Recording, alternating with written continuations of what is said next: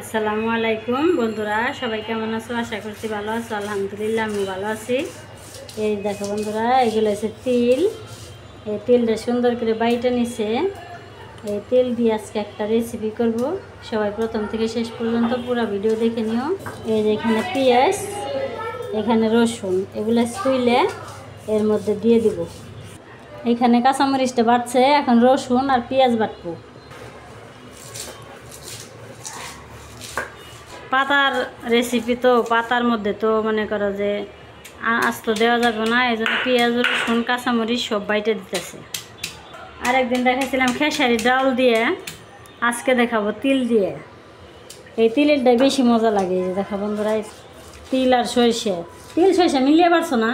ও বন্ধুরা, এই যেগুলো আছে তিল আর সরিষা মিলিয়ে পারছে। আমি তো দেখি না, এই জন্য আমি বলতে পারলাম না, শুধু তিলের কথাই বলছি। এগুলো তিল আর সরিষা দিয়ে মিলিয়ে বাড়ছে। আর এখানে কাঁচামরিচ রসুন পেঁয়াজ বাটতেছে। বাটা হয়ে গেলে তারপর দেখাবো। কাঁচামরিচ পেঁয়াজ রসুন বাইটে এই তিল আর সরিষা বাটার মধ্যে দিয়ে দিছে। এখন পাটাটা ধুয়ে পানিটা নিয়ে নিতেছি। ওই পানিটুকে লাগবো, পানির মধ্যে নিয়ে গুলাইব। এখন সব মশলাগুলো এক এক করে দিয়ে দিব।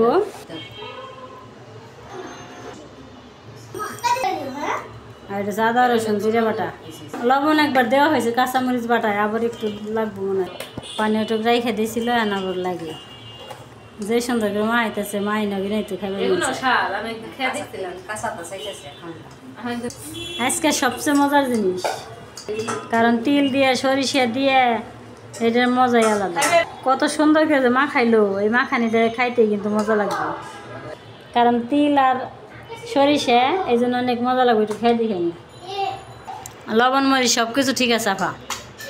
হ্যাঁ সব ঠিক আছে, আর দিও না লবণ। তুমি কি উল্টা করে ই করতেছো না? আমি তো ওইভাবে বেরি করি। আমি না ফা আমি ওই পিট করে দিই, আর তুমি তো ওই পিট করে দিতেছ। এই পিট করে দিলে কি মশলা লাগে বেশি না? মাখাইতেছি।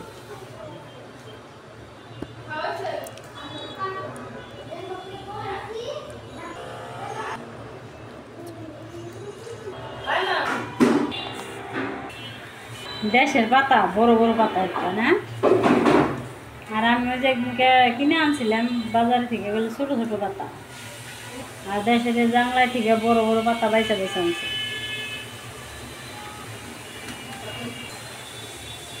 সরিষার মধ্যে আর তিলের মধ্যে তেল, আবার তেলে ভাজলে খাইতে দারুণ লাগবে।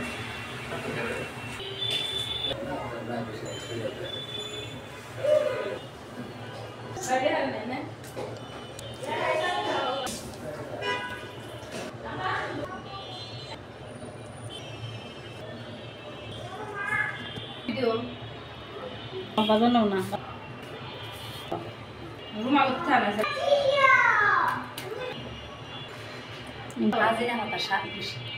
কাজিনে মাতাও স্বাদ, আগে আমার মায় বানাইতো না খড়ি দিয়ে। কত পুরাটা পাতার মধ্যে সুন্দর করে লেইফে লাগিয়ে দিতেছে। এটা খাইতে অনেক মজা লাগবে, কারণ সরিষা আর হচ্ছে তিল দুইটাই মজার জিনিস। অনেকগুলো হয়ে গেছে, সবগুলো বানিয়ে নিক, তারপর একসাথে বাজবো। এই পাতাটা আরো বেশি বড়, তাহলে আর দুইটা। তেলে ভাজলেও মজা লাগে, সিদ্ধ করলেও এটা আরো বেশি মজা লাগে।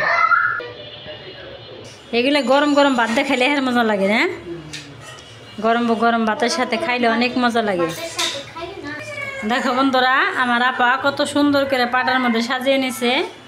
এগুলা দেখতে যেরকম সুন্দর দেখা যাইতেছে, খেতেও অনেক মজা লাগবে। গরম গরম ভাতের সাথে খাইলে একটা পাতা দিয়ে 1 প্লেট ভাত খাওয়া যাবে।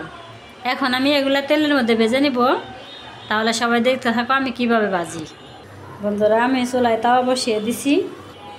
এখন আমি তেল দিয়ে দিলাম। এখন আমি একটা একটা করে দিয়ে দিব।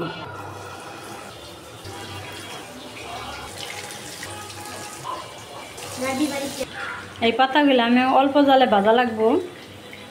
অল্প জালে না ভাজলে এক পিঠ পুড়ে যাব। উপরের পাতাটা পুড়ে গেলে বেশি মজা লাগবো না, এই জন্য আমি কম জাল দিয়ে আস্তে আস্তে ভেজে নেব। আমার আইসে উল্টাইতে, দেখো বন্ধুরা কেমনে উল্টায়, তেল ছিটটা জানি আসে না রাইসা, তেল ছিটটাইছে দেখছো বন্ধুরা। আর নাতি নাইছে উল্টাইতে, ছোট মানুষ না, তেল ছিটতে গেছে শরীরে।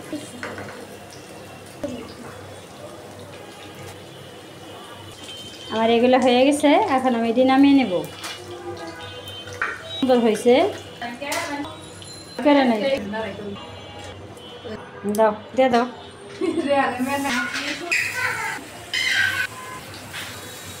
এই যে বন্ধুরা দেখো কত সুন্দর করে সবগুলা দিয়ে দিলাম। এখন এগুলা ভাজা হইলে তারপরে পুরোটা দেখাবো। এই যে বন্ধুরা এগুলো ভাজা নিলাম, অনেকটা মজা হয়েছে, আমি একটু খেয়ে দেখলাম। আর এই যে বাকিগুলো দিয়ে দিচ্ছি, এগুলো হোক তারপর দেখাবো।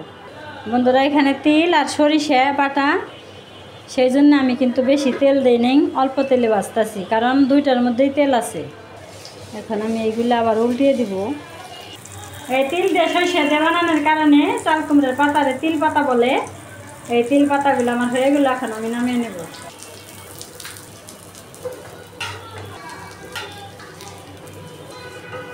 এই তিল পাতাগুলো দিয়ে একটা করে তেল পাতা দিয়ে পেট ভরে ভাত খাওয়া যাবে। চাল কুমড়ার পাতা দিয়ে তিল দিয়ে সরিষা দিয়ে বানানোর কারণে এটার তিল পাতা বলে। তাহলে আমার তিল পাতা রেসিপি কেমন হলো অবশ্যই কমেন্ট করবে। ধৈর্য ধরে কষ্ট করে যারা ভিডিওটা দেখলে সবাইকে অনেক অনেক ধন্যবাদ। সবাই ভালো থাকবে, সুস্থ থাকবে, সাবধানে থাকবে। আল্লাহ হাফেজ, আসসালামু আলাইকুম। আর আমার মতো এরকম করে বানিয়ে বানিয়ে খাবে, দেখবে অনেক ভালো লাগবে।